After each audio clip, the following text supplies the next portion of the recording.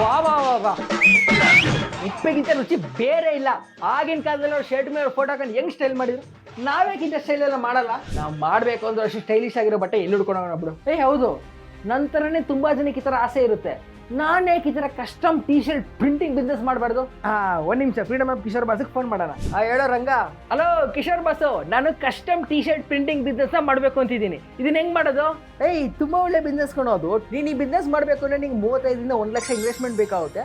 ನಿನಗೆ ಬೇಕಾಗಿರುವಂಥ printing equipments ಎಲ್ಲಾನು ಯಾವ್ದಾದ್ರು ಸಪ್ಲೈಯರಿಂದ ತಗೋಬಹುದು, ಇನ್ನೊಂದು ಆನ್ಲೈನ್ ಮಾರ್ಕೆಟ್ ಪ್ಲೇಸಲ್ಲಿ ತಗೋಬಹುದು. ಆಮೇಲೆ ಲೋಕಲ್ ಡೀಲರ್ಗಳಿಂದ ಒಳ್ಳೆ ರಾ ಮೆಟೀರಿಯಲ್ ಸಪ್ಲೈನ ತಗೊಂಡು ನೀನು ಮಾಡುವಂಥ ಟೀ ಶರ್ಟ್ಗೆ ಒಳ್ಳೆ ಪ್ರೈಸಿಂಗ್ ಇಟ್ಟು ಒಳ್ಳೆ ಪ್ರಮೋಷನ್ ಏನಾದ್ರು ಮಾಡಿಬಿಟ್ರೆ ನೀನು ಏನಿಲ್ಲ ಅಂದ್ರೂ ಒಂದು ವರ್ಷಕ್ಕೆ 70ರಿಂದ 3.5 ಲಕ್ಷ ಪ್ರಾಫಿಟ್ ಮಾಡ್ಬೋದು. ನಾನು ಅವತ್ತೇ ನಿಂಗೆ ಹೇಳಿದೆ ತಾನೆ, ಫಸ್ಟ್ ಫ್ರೀಡಮ್ ಆ್ಯಪ್ನ ಡೌನ್ಲೋಡ್ ಮಾಡು, ಆಮೇಲೆ ನಮ್ಮ ಫ್ರೀಡಮ್ ಕನ್ನಡ ಬಿಸ್ನೆಸ್ ಯೂಟ್ಯೂಬ್ ಚಾನಲ್ನ ಸಬ್ಸ್ಕ್ರೈಬ್ ಮಾಡು. ನಿಂಗೆ ಇದಕ್ಕಿಂತ ಎಷ್ಟೊಂದು ಬಿಸ್ನೆಸ್ ಐಡಿಯಾಗಳು ಸಿಗುತ್ತೆ ಅಂತ. ಮಾಡ್ತೀನಿ ಬಸ್ಸು, ಮಾಡ್ತೀನಿ, ಸಬ್ಸ್ಕ್ರೈಬ್ ಮಾಡ್ತೀನಿ, ಡೌನ್ಲೋಡು ಮಾಡ್ತೀನಿ.